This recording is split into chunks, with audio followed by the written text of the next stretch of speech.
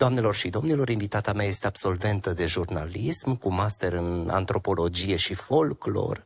Este realizator și producător de radio și televiziune, iar drumul muzical l-a început acum 25 de ani, câștigând multe premii, având și albume lansate. Așadar, cântă pentru dumneavoastră din repertoriul Mihaelei Runceanu, Mădălina Manolache.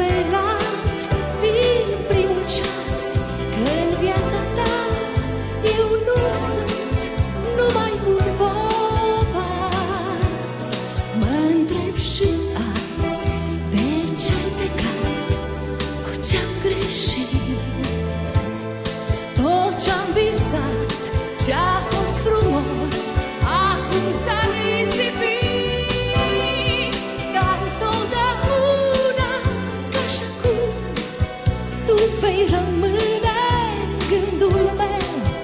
Te voi iubi, iubi, iubi mereu.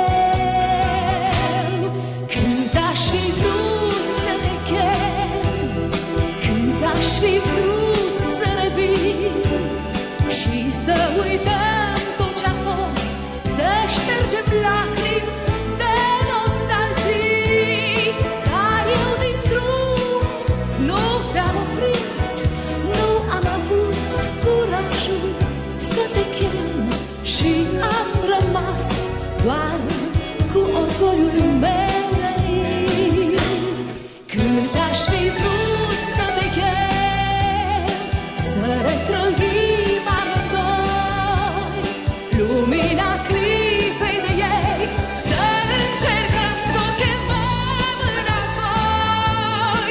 Că viața mea și viața ta, doar împreună pot să fac o lume în care e stăpână numai dragostea.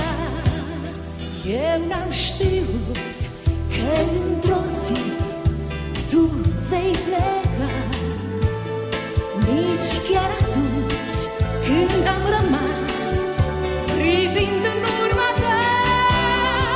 Cât am crezut în ochii tăi, cât am sperat în primul ceas, că în viața ta eu nu sunt numai un popas. Mă întreb și azi de ce-am plecat, cu ce-am greșit. Tot ce-am visat, ce-a fost frumos,